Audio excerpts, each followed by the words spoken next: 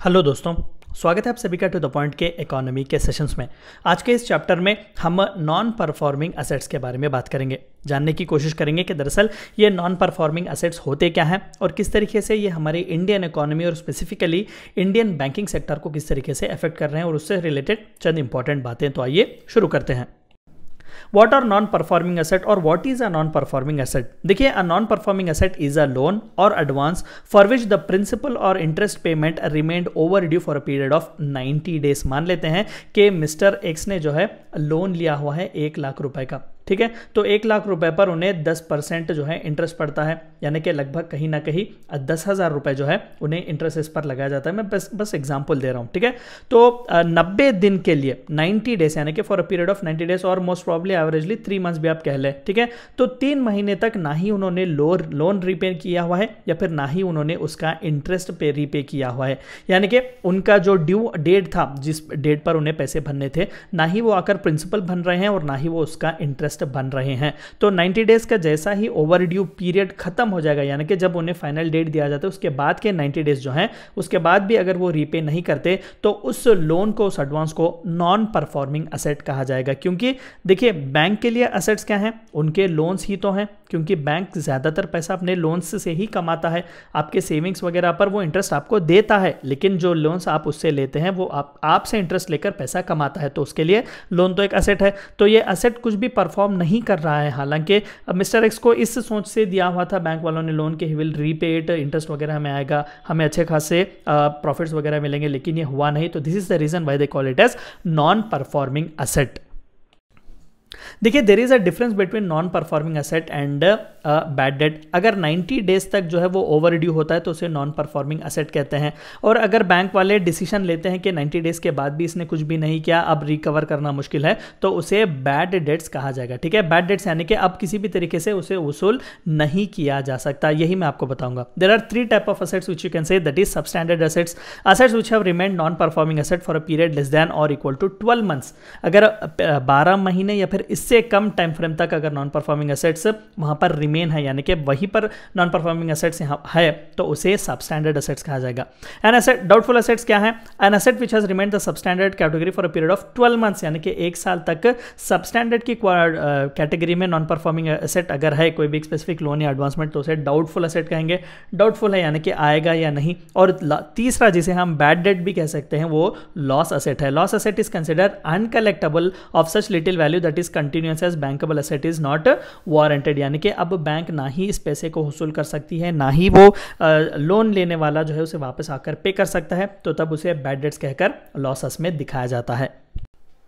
India's NPA problem, तो सबसे बड़ा प्रॉब्लम इंडिया का बैंकिंग सिस्टम का is one of the most important is non performing assets. आप देख सकते हैं कि नीरव मोदी, विजय माल्या जैसे प्रोमिनेंट पर्सनालिटीज़ ने बड़े बड़े लोन्स लिए हुए हैं और उसे रीपे नहीं करते, तो इनिशियली उसे नॉन पेमेंट असेट की तरह दिखाया जाएगा और बाद में बैड डेट्स की तरह दिखाया जाएगा। पैसा आखिर में आम लोगों का ही जाता है।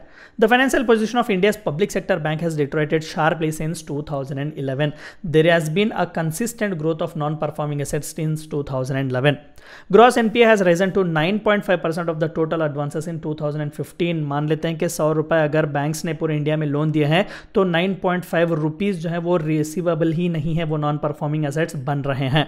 Gross NPA has expected to rise further and touch 11.5% in the coming years। ये 9.5 रुपीज जो एग्जाम्पल मैंने कहा वो बढ़कर 11.5 रुपीज बनने जा रहा है। ये तो बहुत ही सीरियस थ्रेट है।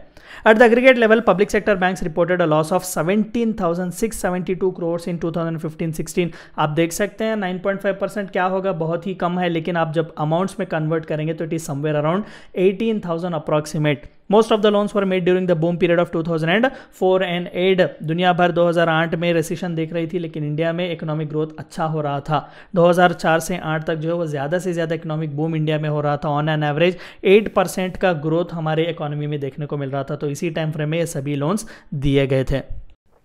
रीजंस फॉर एनपीएस, तो नॉन परफॉर्मिंग एसेट्स बनते क्यों हैं, किस लिए हैं, not just India but also across the world. Slow down in global economy, लेन देन नहीं चल रहा है, इकोनॉमी में स्लो डाउन है, सप्लाई और डिमांड के बीच मिसमैच है। Incompetence of banks to lend long term loans, banks के पास अवेलेबल या फिर एडिक्वेट इन्फॉर्मेशन नहीं है, वो इनकम्पिटेंट है कि लॉन्ग टर्म लोन्स किस तरीके से दिया जाता है, किसे किसे दिया जाता है, देने के पहले किस तरीके के चेक्स करने होते हैं prominent. Weak bankruptcy laws and lethargic legal system, सही तरीके के रूल्स एंड रेगुलेशंस ना होना, लोग उसमें से लूप होल्स ढूंढ लेते हैं और नॉन परफॉर्मिंग एसेट्स के तहत लोग जो है बैंकों का पैसा उड़ाते हैं। Political pressure to lend to lending corporates, कई बैंकिंग इंस्टीट्यूशंस पर डायरेक्टली ऐसे चार्जेस भी आते हैं कि पॉलिटिकल क्लासेस की वजह से उन्होंने दबाव में आकर इस तरीके के लेंडिंग काम जो है वो किए हुए हैं। इर्रेशनल लेंडिंग्स बाय बैंक, ना ही उस मिस्टर एक्स के बारे में बैकग्राउंड चेक करना, उसका फ्यूचर क्रेडिबिलिटी क्या है, बिजनेस का, इस तरीके के चीज़ें ना सोचना, डायरेक्टली जो है उन्हें हैवी अमाउंट्स देना, this is also one of the reason for non performing assets.